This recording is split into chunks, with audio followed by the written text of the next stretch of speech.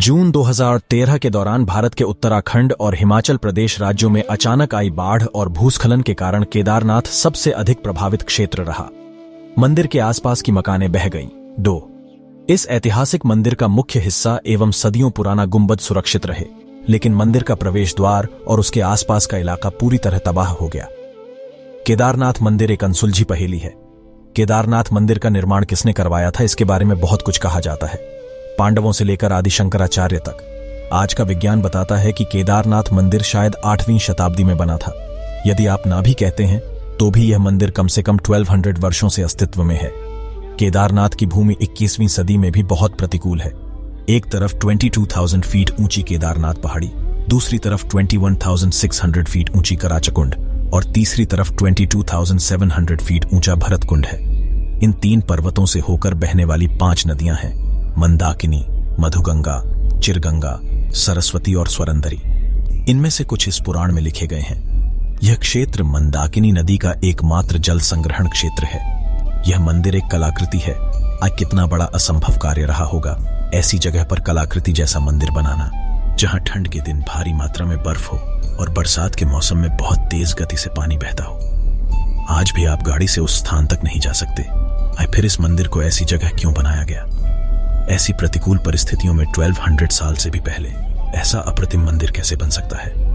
1200 साल बाद भी जहां उस क्षेत्र में सब कुछ हेलीकॉप्टर से ले जाया जाता है, IJCB के बिना आज भी वहां एक भी ढांचा खड़ा नहीं होता है। यह मंदिर वहीं खड़ा है और न सिर्फ खड़ा है बल्कि बहुत मजबूत है। हम सभी को कम से कम एक बार यह सोचना चाहिए। वैज्ञानिक अनुमान लगाते हैं कि यदि मंदिर 10वीं शताब्दी में पृथ्वी पर होता तो यह हिम युग की एक छोटी अवधि में होता। Wadia institute of geology, Dehradun ने केदारनाथ मंदिर की चट्टानों पर लिग्नोमैटिक डेटिंग का परीक्षण किया। यह पत्थरों के जीवन की पहचान करने के लिए किया जाता है। परीक्षण से पता चला कि मंदिर 14वीं सदी से लेकर 17वीं सदी के मध्य तक पूरी तरह से बर्फ में दब गया था। हालांकि मंदिर के निर्माण में कोई नुकसान नहीं हुआ। 2013 में केदारनाथ में आई विनाशकारी बाढ़ को सभी ने देखा होगा।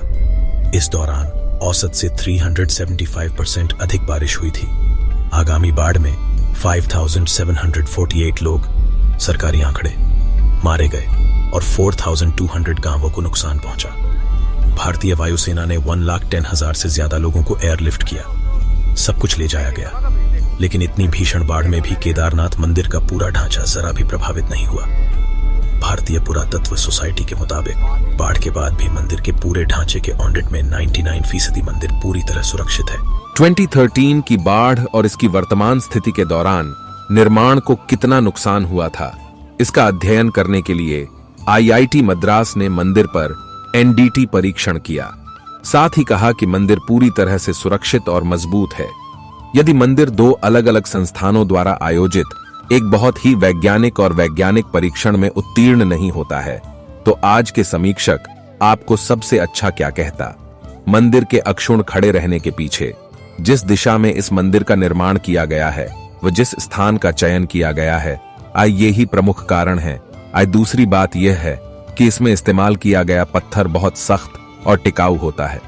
खास बात यह है कि इस मंदिर के निर्माण के लिए इस्तेमाल किया गया पत्थर वहां उपलब्ध नहीं है। तो जरा सोचिए कि उस पत्थर को वहां कैसे ले जाया जा सकता था। उस समय इतने बड़े पत्थर को ढोने के लिए इतने उपकरण भी उपलब्ध नहीं थे। इस पत्थर की विशेषता यह है कि 400 साल तक बर्फ के नीचे रहने के बाद भी इसके गुणों में कोई अंतर नहीं है।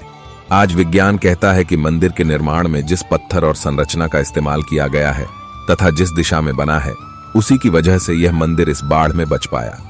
केदारनाथ मंदिर उत्तर दक्षिण के रूप में बनाया गया है, जबकि भारत में लगभग सभी मंदिर पूर्व पश्चिम हैं।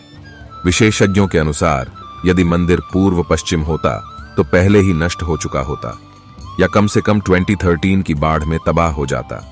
लेकिन इस दिशा की वजह से केदारनाथ मंदिर बच गया है। इसलिए मंदिर ने प्रकृति के चक्र में ही अपनी ताकत बनाए रखी है।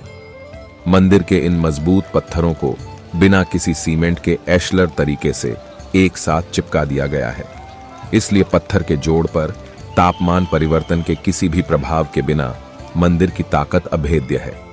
टाइटैनिक के डूबने के बाद पश्चिमी लोगों ने महसूस किया कि कैसे NDT परीक्षण और तापमान ज्वार को मोड़ सकते हैं। लेकिन भारतीय लोगों ने यह सोचा और यह 1200 साल पहले परीक्षण किया।